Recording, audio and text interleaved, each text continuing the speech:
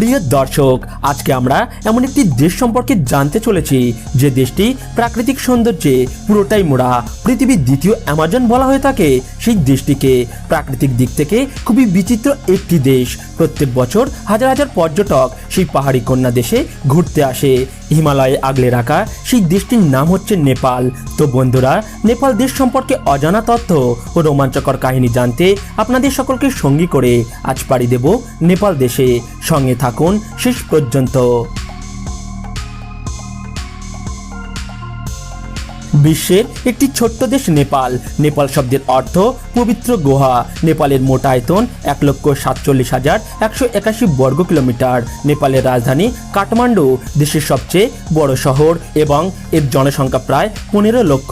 পৃথিবীর সর্বোচ্চ শৃঙ্গ মাউন্ট এভারেস্ট এখানে অবস্থিত, যার সুনাম সারা পৃথিবীতে ছড়িয়ে আছে। নেপালের অনেকটাই স্যান্ডউইচের মতো চীন এবং ভারতের মাঝখানে অবস্থিত। নেপালের আরেকটি কারণ বেশ গুরুত্বপূর্ণ, সেটা হলো নেপালের লুম্বিনীতে জন্মগ্রহণ করেছিলেন বৌদ্ধ ধর্মের প্রবর্তক গৌতম বুদ্ধ।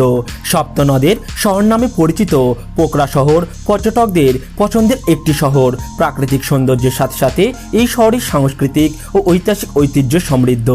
পৃথিবীর মধ্যে যেন এক টুকরো স্বর্গ এই পোখরা শহর, আর এর জন্যই প্রতি বছর অসংখ্য পর্যটক দূর দূরান্ত থেকে নেপালের এই শহরে ঘুরতে আসে। বিশ্বের আরেকটি পর্যটন নির্ভর দেশ হিমালয়ের কন্যা নেপাল। প্রতি বছর লাখো লাখো পর্যটক দেশটিতে ছুটে যান প্রাকৃতিক সৌন্দর্যের পরশ নিতে। এর মধ্যে একটি অংশ সেখানে যান যৌনতার টানে। দেশটির রাজধানী কাঠমান্ডু ও পোখরা শহর সংলগ্ন অঞ্চলে গভীর রাতে দেখা যায় দেহ ব্যবসার রমরমা। বাণিজ্যিকভাবে জমে ওঠে হোটেলের বাদামি ঘর থেকে শুরু করে নিষিদ্ধ পল্লী ও অন্ধকার আস্তানায়। কাঠমান্ডু থামলে ব্যাঙের ছাতার মতো গজিয়ে ওঠে ম্যাসেজ পার্লার, যেখানে অবৈধ দেহ ব্যবসা ও পসরায় সাজানো থাকে। এছাড়াও বিভিন্ন রেস্তোরাঁ, ক্যাবিন ও ড্যান্স বারগুলিতে চলে রমরমা ব্যবসা। নেপালকে 14টি প্রশাসনিক অঞ্চলে ভাগ করা হয়েছে, সেগুলি আবার 75টি জেলায় বিভক্ত। নেপাল কখনো পরাশক্তির অধীনে ছিল না, তাই তারা বিজয় দিবস পালন করে না, তবে গণতন্ত্র দিবস পালন করে। 2008 সাল পর্যন্ত নেপালের রাজতন্ত্র ছিল। এরপর গণতন্ত্র দেশ হিসাবে স্বীকৃতি দেওয়া হয়। নেপালের অর্থনীতি সুলভ পর্যটন ও শিল্পের উপর নির্ভরশীল। প্রত্যেক বছর হাজার হাজার পর্যটক ঘুরতে আসে এই পাহাড়ি কন্যার দেশে। নেপালে সংস্কৃতির অনেকগুলোই দেশীয় ও আদিবাসী যুবগোষ্ঠীর সংস্কৃতির মিশ্রণে গড়ে উঠেছে।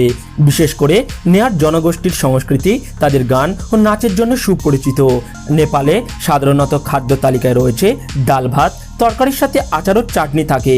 নেপালি মানুষরা সকাল 6টা থেকে 7টার মধ্যে বা খুব সকালে ঘুম থেকে উঠে পড়ে। সকালের খাবার হিসাবে বেশিরভাগ নেপালিরা 2টা করে বিস্কুট আর চা খায়। নেপালের গোর্খা প্রজাতি বেশ বাহাদুর হয়ে থাকে। ইতিহাস থেকে দেখা যায় 1815 সালের পূর্বে ব্রিটিশরা নেপালকে দখল করার চেষ্টা করেছিল, কিন্তু এই গোর্খা প্রজাতি ব্রিটিশদের সাথে লড়াই করে তাদের অনেক ক্ষতি সাধন করে। নেপালে 80টিরও বেশি প্রজাতির লোক বসবাস করে এখানে। 123টির বেশি ভাষা ব্যবহার করা হয়ে থাকে এখানে, কিন্তু আজ পর্যন্ত নেপালের কোনো প্রকার জাতিগত কলহ হয়নি। নেপালে 50% কম লোক নেপালি ভাষা ব্যবহার করে থাকে। তো বন্ধুরা, আজকের পর্বটি এই পর্যন্ত। ভিডিওটি ভালো লাগলে লাইক করবেন, শেয়ার ও সাবস্ক্রাইব করে পাশে থাকবেন। দেখা হবে পরে এক ভিডিও।